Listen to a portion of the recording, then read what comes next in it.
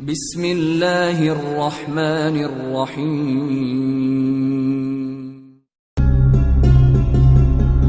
برقیارو کی ماں نے اس کی نہ سنی اور ہاتھ سے اسے ایک طرف کر کے باہر نکل گئی۔ اس نے برقیارو کی خوابگاہ کے بند دروازے پر دستک دی۔ دروازہ کھلا اور روزینہ باہر آئی۔ کیا بات ہے؟ روزینہ نے پوچھا۔ ماں اسے کوئی جواب دینے کے بجائے کواڑ دھکیل کر اندر چلی گئی۔ برقیاروق پلنگ پر نیند دراز تھا۔ کیا ہو گیا ہے ماں؟ برقیاروق نے غنودگی سے عالم میں پوچھا۔ کیا باہر نکل کر یہ دیکھنا تمہارا کام نہیں کہ کیا ہو رہا ہے؟ ماں نے غصیلے لہجے میں کہا۔ کیا باپ کو تم نے اس وقت کبھی اپنی خوابگاہ میں دیکھا تھا؟ تم خارش کے مارے ہوئے کتے کی طرح اس وقت بھی خوابگاہ میں پڑے ہوئے ہو۔ ان کی طبیعت ٹھیک نہیں، روزینہ نے کہا۔ آپ یہاں سے چلی جائیں اور وزیر اعظم سے کہیں کہ وہ اپنا کام کرے۔ میں تم سے مخاطب ہوں برقیاروق۔ ماں نے اپنا لرزتا کانپتا ہاتھ برقیاروق کی طرف بڑھا کر کہا۔ سلطان تم ہو، تمہاری یہ چہیتی بیگم نہیں۔ تمہارے باپ نے یہ فوج باطنیوں کو ختم کرنے کے لیے تیار کی تھی، اور آج تمہیں یہ بھی معلوم نہیں کہ اس فوج کو اس مہینے کی تنخواہ بھی نہیں دی گئی۔ تو پھر کیا قیامت آ گئی ہے؟ برقیاروق نے خفگی اور بے رخی سے کہا۔ میں اتنی زیادہ فوج رکھوں گا ہی نہیں۔ میں سالاروں کو بلا کر کہہ رہا ہوں کہ آدھی فوج کو چھٹی دے دیں، پھر اپنی ملکہ کو ساتھ لے کر تیار ہو جاؤ۔ ماں نے کہا۔ تم فوج کی چھٹی کراؤ اور کچھ ہی دنوں بعد باطنی آ کر تمہاری چھٹی کرا دیں گے۔ ہوش میں آ برقیاروق، ہوش میں آ۔ اپنے باپ کی قبر کی یوں توہین نہ کر۔ یاد کر یہ سلطنت کیسی کیسی قربانیاں دے کر قائم کی گئی تھی۔ اپنے آباء و اجداد کی روحوں کو یوں اذیت نہ دے۔ یہ جوانی چند دنوں کا میلہ ہے، ہمیشہ قائم و دائم رہنے والا صرف اللہ ہے۔ آپ انہیں اتنا پریشان تو نہ کریں ماں، روزینہ نے بیزاری کے سے لہجے میں کہا۔ تو خاموش رہ لڑکی، ماں نے روزینہ سے کہا، اور مجھے ماں نہ کہہ۔ میں اس کی ماں ہوں، اور میں ماں ہوں اس سلطنت کی جو ہمارے بڑے بزرگوں نے اسلام کا پرچم اونچا رکھنے کے لیے بنائی تھی۔ تجھے اس کے ساتھ روحانی دلچسپی ہوتی تو اسے یوں مدہوش کر کے کمرے میں قید نہ رکھتی۔ اچھا ماں، اچھا، برقیاروق نے اٹھتے ہوئے کہا، جیسے وہ تکن سے چور تھا۔ تم جاؤ، میں تیار ہو کر باہر نکلتا ہوں۔ میں تمہیں ابھی باہر دیکھنا چاہتی ہوں۔ ماں نے کہا، ابھی اٹھ۔ برقیاروق آہستہ آہستہ اٹھنے لگا اور ماں کمرے سے باہر نکل گئی۔ روزینہ نے بڑے غصے سے دروازہ بند کر کے زنجیر چڑھا دی اور برقیاروق کے پاس گئی۔ کچھ دیر اور لیٹے رہیں۔ روزینہ نے برقیاروق کے کندھوں پر ہاتھ رکھ کر اسے ذرا سا دھکیلا اور لٹا کر بولی، ماں قابل احترام ہی صحیح، لیکن ماں کو یہ بھی تو دیکھنا چاہیے کہ بیٹا کس حال میں ہے۔ ان لوگوں کو آپ کے ساتھ ذرا سی بھی دلچسپی نہیں۔ آپ کی ماں کو اور دونوں بھائیوں کو صرف سلطنت کا غم کھا رہا ہے۔ معلوم نہیں انہیں یہ خطرہ کیوں نظر آنے لگا ہے کہ ان سے یہ سلطنت چھن جائے گی۔ یہ لوگ بادشاہی چاہتے ہیں۔ روزینہ ابھی تک شب خوابی کے لباس میں تھی۔ اس کے ریشم جیسے نرم ملائم بال شانوں پر بکھرے ہوئے تھے۔ وہ بلا شک و شبہ بہت ہی خوبصورت لڑکی تھی، لیکن اس کے جو انداز تھے ان میں طلسماتی سا تاثر تھا، اور یہ برقیاروق کو مدہوش کر دیا کرتے تھے۔ گھروں میں بند بعض بیویاں روزینہ سے بھی زیادہ خوبصورت ہوتی ہیں، لیکن ان میں چونکہ روزینہ والے ناز و انداز، مکاری اور عیاری نہیں ہوتی، اس لیے خاوندوں کو وہ اتنی خوبصورت نظر نہیں آتی جتنی کوئی پیشور عورت دل پر غالب آ جاتی ہے۔ روزینہ تربیت یافتہ لڑکی تھی۔ اسے ذہن نشین کرایا گیا تھا کہ مرد کی کون کون سی رگ کمزور ہوتی ہے، ایسی لڑکیاں ان رگوں کو مٹھی میں لے لیتی ہیں۔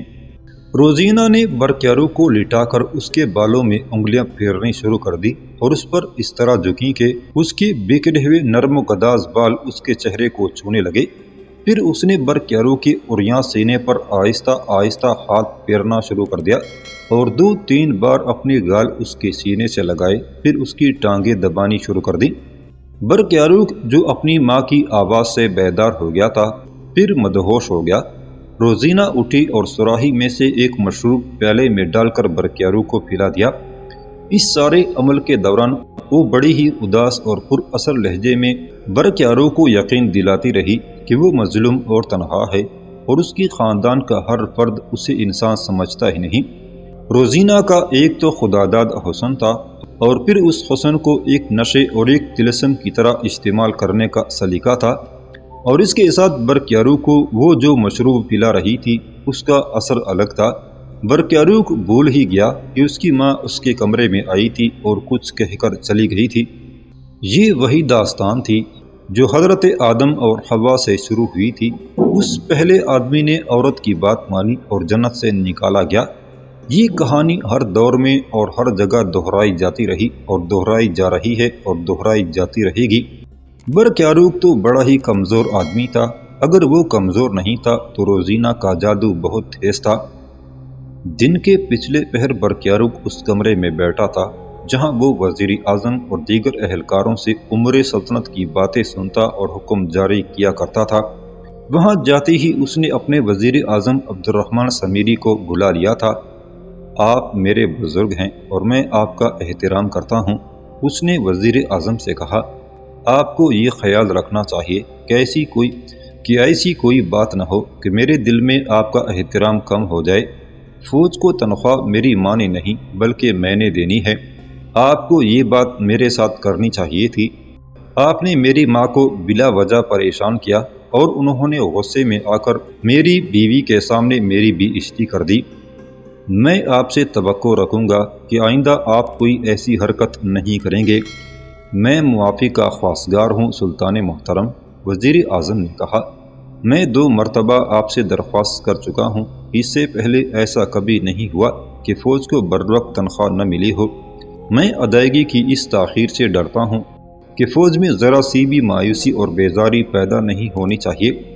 آپ کو تو معلوم ہے کہ سلطان ملک شاہ مرحوم نے یہ فوج کس مقصد کے لیے تیار کی تھی۔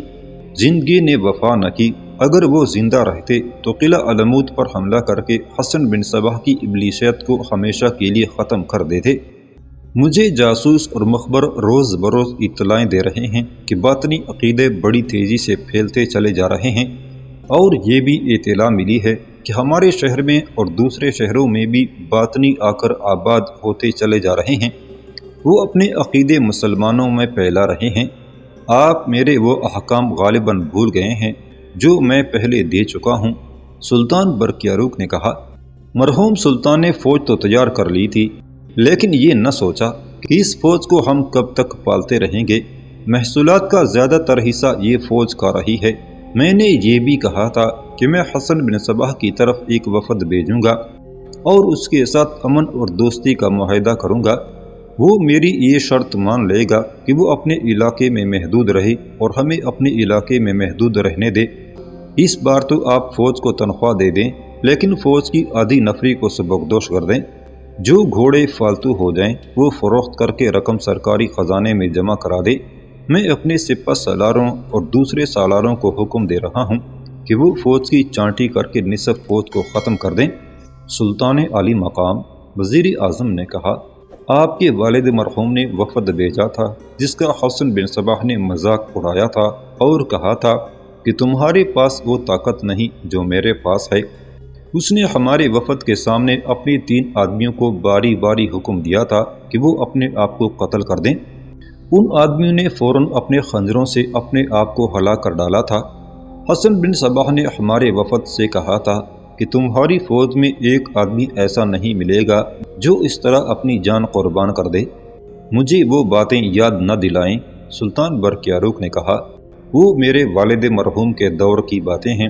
میں اپنا راستہ خود بنا رہا ہوں۔ میں حکم دے رہا ہوں کہ فوج کی آدھی نفری کو گھر بھیج دیا جائے۔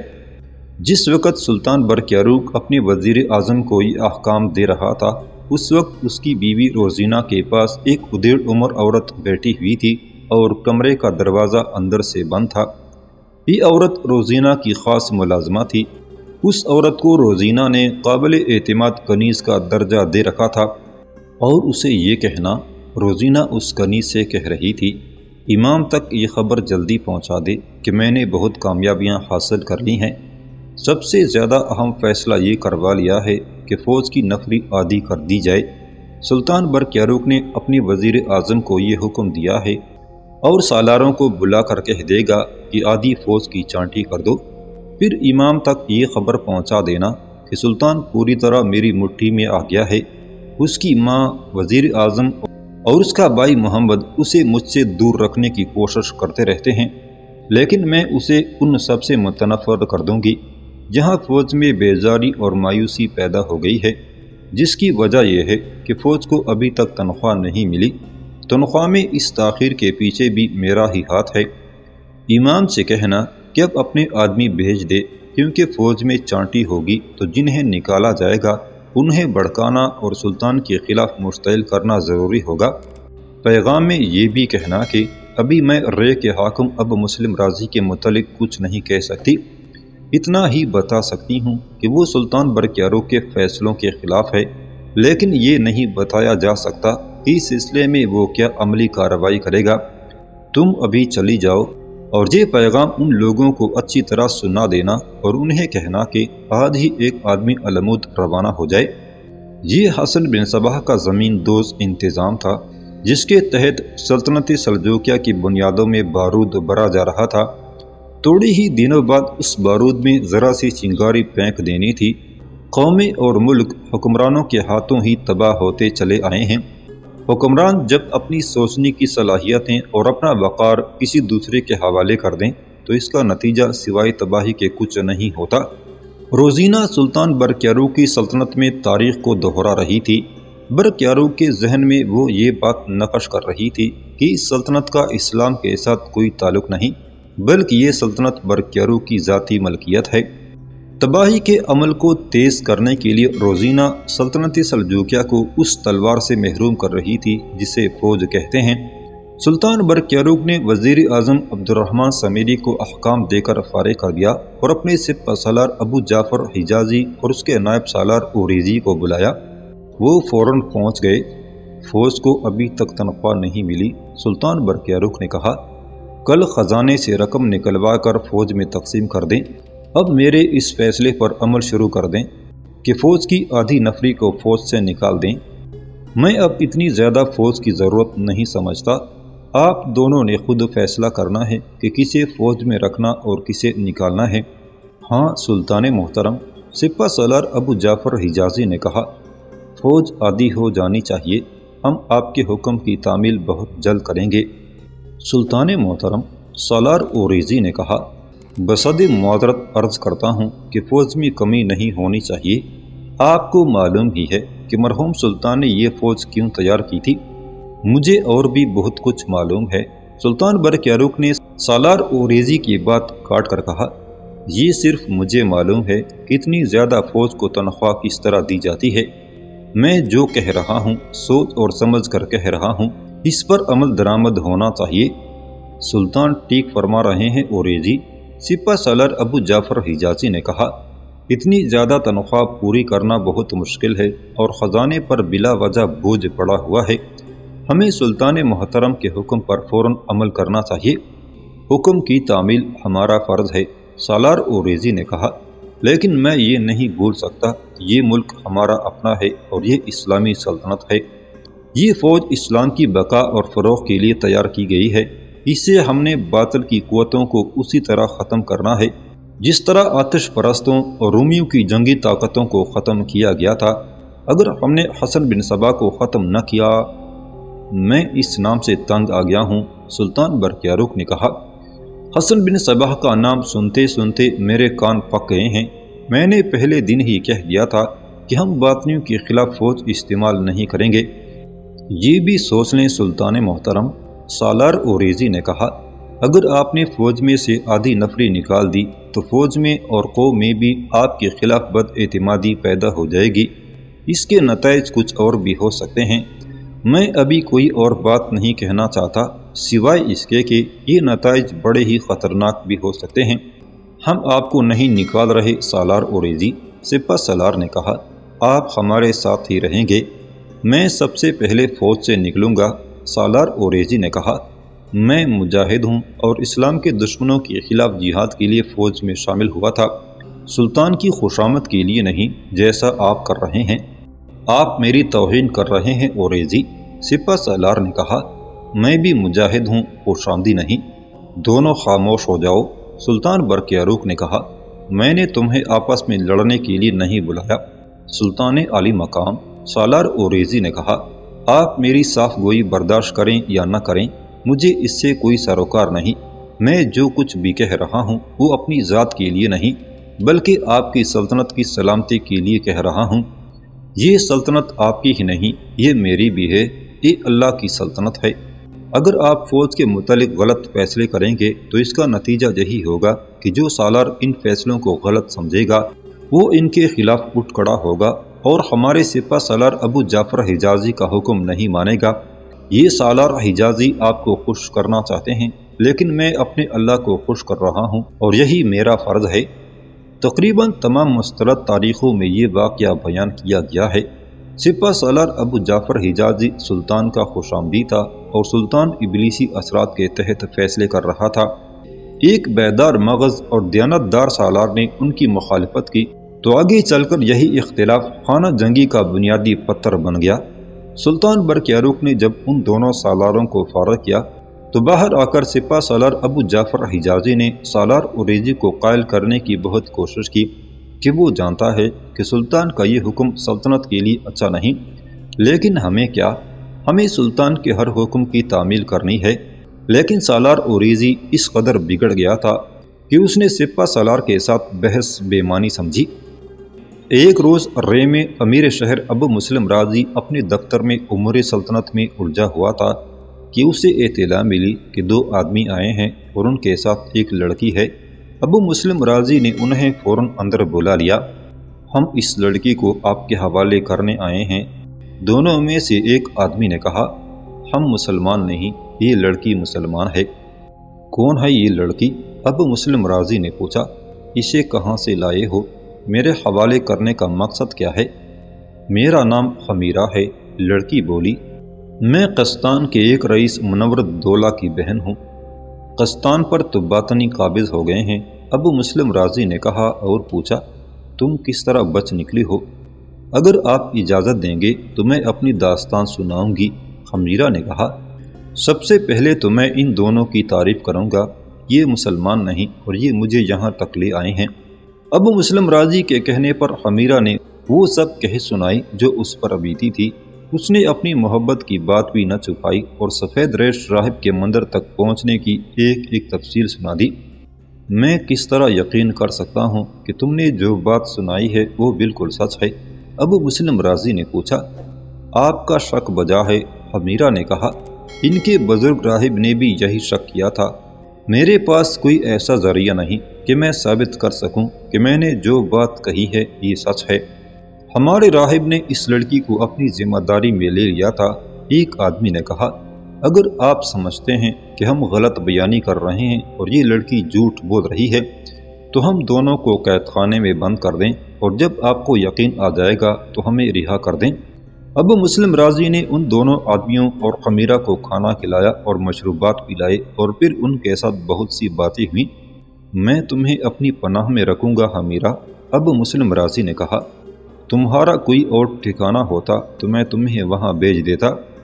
میری ایک بات ذہن میں رکھ لیں محترم، خمیرہ نے کہا، میں یہاں آپ کی پناہ میں محتاجوں کی طرح بیٹھی نہیں رہوں گی۔ میں نے ان باطنیوں سے اپنے گھر کے ایک ایک فرد کے خون کا انتقام لینا ہے۔ میں جانتی ہوں کہ آپ باطنیوں کے خلاف سرگرم عمل ہیں۔ آپ مجھے اس جہاد میں جس طرح بھی استعمال کریں گے میں اپنی جان بھی پیش کر دوں گی۔ ابو مسلم رازی نے خمیرہ کے ساتھ آئے ہوئے دونوں آدمیوں کا شکریہ ادا کیا، انہیں کچھ تحفے دیے اور رخصت کر دیا۔ رے سلطنت سلجوقیہ کا ایک بڑا شہر تھا اور یہ دونوں آدمی دیہاتی علاقے میں سے آئے تھے۔ دونوں جب بازار سے گزرے تو گھوڑوں سے اتر آئے۔ انہیں اس شہر کی دکانیں بڑی اچھی لگ رہی تھیں۔ وہ ایک دکان کے سامنے رک گئے۔ دکان میں سجا ہوا سامان انہیں اچھا لگ رہا تھا۔ تم اجنبی معلوم ہوتے ہو، انہیں ایک آواز سنائی تھی۔ انہوں نے دیکھا ایک آدمی جس کے ہونٹوں پر مسکراہٹ تھی ان سے مخاطب تھا۔ معلوم ہوتا ہے بڑے لمبے سفر سے آئے ہو، اس آدمی نے کہا۔ ہاں بھائی، ایک نے کہا، ہم بہت دور سے آئے ہیں اور اب واپس جا رہے ہیں۔ اس دکان سے کچھ خریدنا چاہتے ہو؟ اس آدمی نے پوچھا۔ ویسی ہی یہ چیزیں اچھی لگ رہی ہیں، ان دونوں میں سے ایک نے کہا۔ ہم جنگلوں میں رہنے والوں نے کیا خریدنا ہے؟ تمہیں کوئی چیز اچھی لگے تو بتاؤ، اس شخص نے کہا۔ تم پردیسی ہو، میں تمہیں کوئی تحفہ دینا چاہتا ہوں۔ کیوں؟ ایک مسافر نے پوچھا۔ تم ہمیں تحفہ کیوں دینا چاہتے ہو؟ میں نے تم سے کیا لینا ہے؟ اس شخص نے کہا۔ یہ میری عادت ہے کہ کسی سیدھے سادے اجنبی کو دیکھتا ہوں تو اس سے ضرور پوچھتا ہوں کہ وہ کہاں سے آیا ہے اور کہاں جا رہا ہے۔ پوچھنے سے میرا مقصد صرف یہ ہوتا ہے کہ ہو سکتا ہے کسی چیز کی، کھانے پینے کی یا کسی طرح کی بھی مدد کی ضرورت ہو اور یہ بیچارہ کسی سے کچھ کہتا نہ ہو۔ ہمیں کچھ نہیں چاہیے دوست، ایک نے کہا، یہی کافی ہے کہ تم نے ہمارے ساتھ پیار اور محبت سے بات کی ہے۔ پھر میری خوشی کی خاطر میرے ساتھ آؤ، اس آدمی نے کہا۔ میں تمہیں اس شہر کا ایک خاص شربت پلا کر رخصت کرنا چاہتا ہوں۔ اس شخص نے ایسی اپنائیت کا اظہار کیا کہ وہ دونوں اس کے ساتھ چل پڑے۔ ذرا ہی آگے مشروبات کی ایک دکان تھی جس میں بیٹھنے کا بڑا ہی اچھا انتظام تھا۔ یہ شخص دونوں کو اندر لے گیا اور ان کے لیے شربت منگوایا۔ وہ ایسی باتیں کرتا رہا جن سے ظاہر ہوتا تھا کہ اسے دنیا کی کسی اور چیز کے ساتھ کوئی دلچسپی نہیں، سوائے اس کے کہ دوسروں کی خدمت کرے۔